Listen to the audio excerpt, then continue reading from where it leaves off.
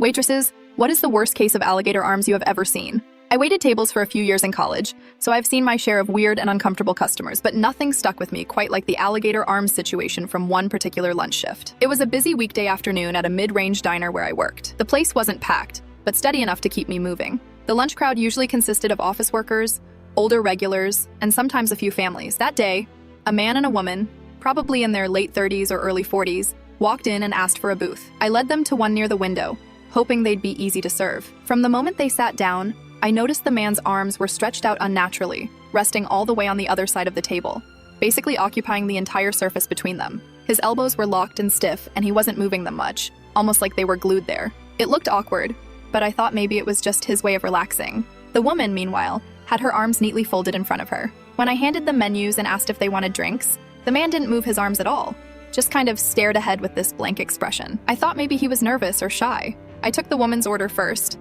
and then tried to take his. That's when I noticed his arms again, still stretched way too far, unmoving, fingers barely twitching. When the food came, the problem became painfully clear. He wanted to eat with those arms stretched out like that. He struggled to bring his fork and knife to his mouth without retracting his elbows or bending them much at all. Every bite was a slow, uncomfortable process. His arms looked painfully tense and awkward, like he was forcing himself to keep them extended. At one point, the woman across from him reached over to grab some ketchup, and her hand accidentally brushed his arm. The man flinched slightly but didn't pull away. His arms remained rigid and stretched like alligator jaws locked open, refusing to close. The woman noticed too and gave me a quick, apologetic look. I checked in with them a couple more times during the meal, mostly watching the man trying to eat while his arms stayed locked in place. I could tell he was uncomfortable, but also stubbornly refusing to move them any closer. It was almost like he had this self-imposed rule about how far his arms should stay apart. When they finished eating, I cleared their plates, still marveling at how his arms never moved into a more natural position. As they got up to leave, the man awkwardly scooted out of the booth with the same stiff posture, arms stretched,